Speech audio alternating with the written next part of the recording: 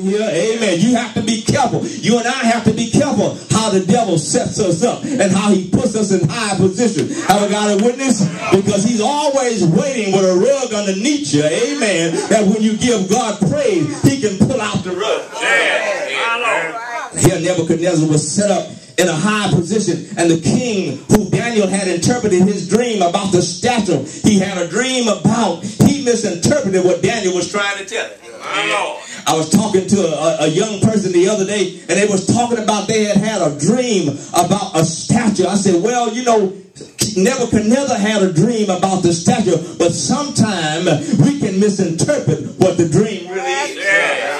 Because he misinterpreted that Daniel said that this statue that you see in your dream, king, it has 10 toes, but I need to tell you those 10 toes represents 10 nations, but I need to tell you there's a rock that's bigger than the 10 nations on the toes of that statue that's coming down to break every nation.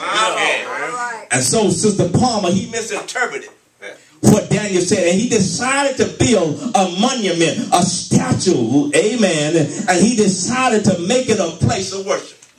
Now let me say this here quickly, and I'm moving on. The devil, amen, and we can compare Nebuchadnezzar to the devil. Are you with me here? See, the devil doesn't mind you worshiping God on Sunday, as long as you don't worship him on Monday. Are y'all with me here? See, because Nebuchadnezzar didn't mind other folk in his kingdom worshiping their own gods.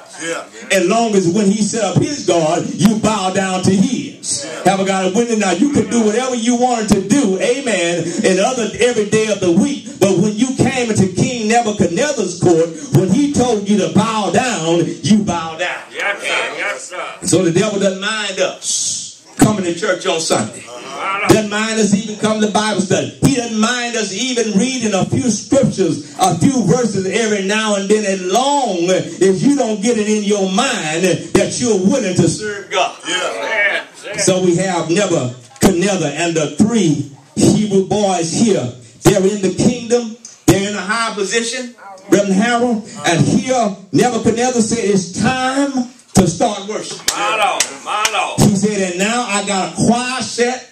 I got a band set.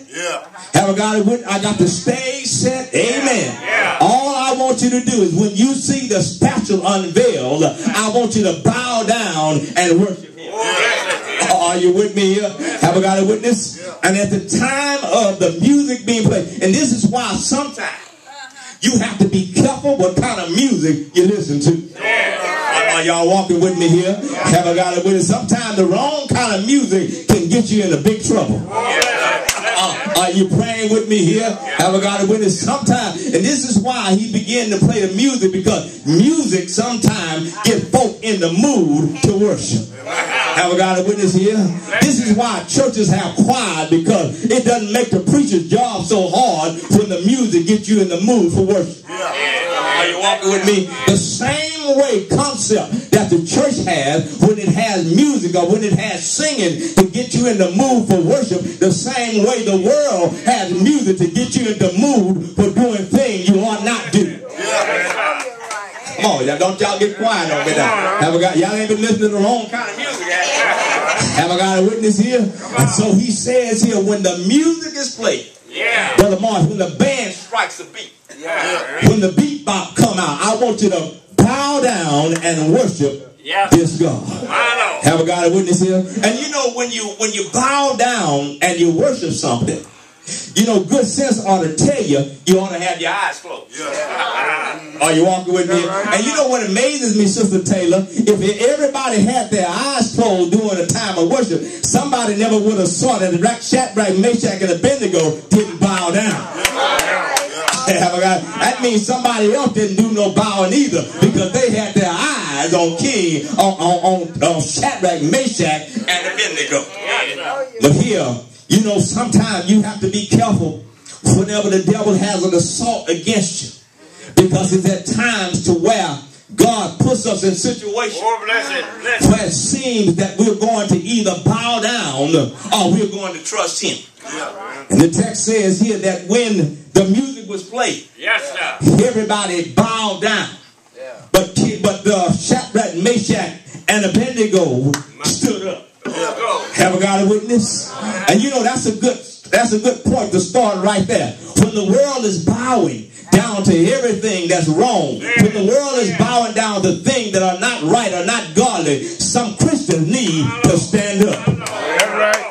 So they stood up, and they were like a sore thumb, Brother Curtis. They stood up in the midst, and somebody who decided that they were going to bow their head but have their eyes open at the same time saw that Shadrach, Meshach, and Abednego didn't bow down, and they were already mad in the first place. See, they were mad because that should have been their position. They were mad because they should have had that high position, and they could not wait until they did something so they could run back and tell the king. So when they went back and they told the king, they said, "King, oh king, there are 3 boys. Yes, sir. There are 3 young men who decided that your law doesn't mean anything." Bless you. They decided that they were not going to bow down to the statue, because when the music was playing, we've all bowed down. And you know, sometimes folk ain't gonna never tell what they do. They just gonna tell what they see you do. And so they said they didn't bow down, and the king said, "Bring them to me."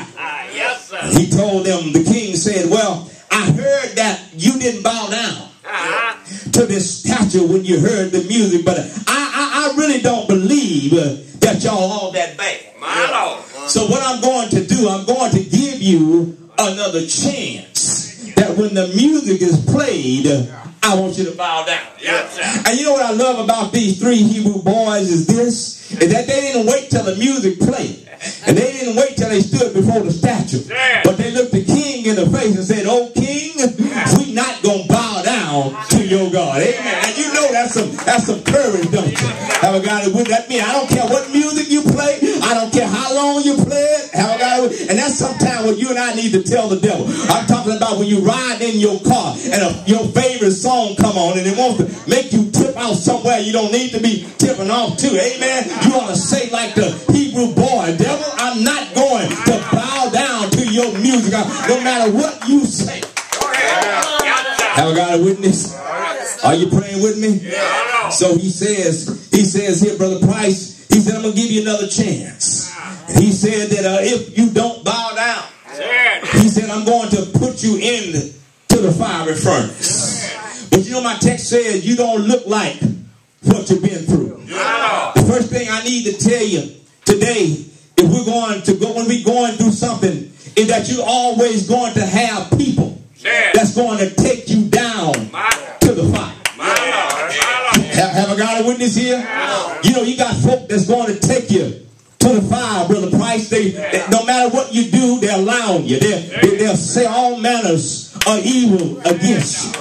Have I got a witness? And that's their way of taking you down to the fire. But here, when they took them down to the fire, I want you to watch something here. When they got the mightiest men in the kingdom to bound Shadrach, Meshach, and Abednego, they took them down to the fire.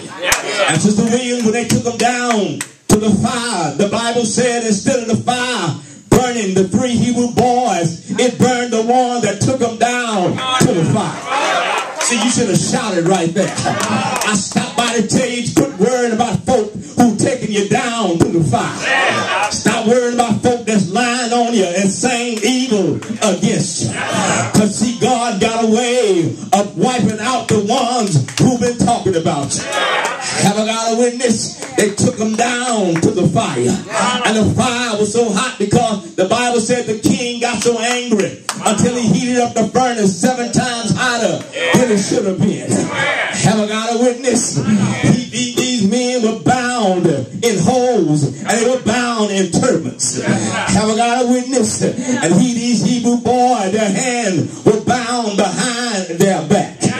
They led them to the fire. But the Bible said the fire was so hot until it burned the 3 men that took them down to the fire. I don't know about you, but in your life you probably seen some folk that God have burned out of your life. Have I got a witness? I'm talking about folk who told you I'll be with you through thick and through thin. God had to burn some folk out of your life. I'm talking about some business partners that you had that was still stealing your money and making your business go down. Instead of the fire burning you, God burned them. Are you praying with me here? I'm so glad that the first thing you and I need to recognize is that sometimes folk will take you down to the fire. But you know, Reverend Taylor, what I discovered is I'm not worried about going down to the fire. But can I tell you why? Because God is in charge of the fire. Have y'all missed that video? Have I got a witness? You see, King Nebuchadnezzar thought he was in charge of the fire. But when the 3 Hebrew boys got down there, they found that God was in charge of the fire.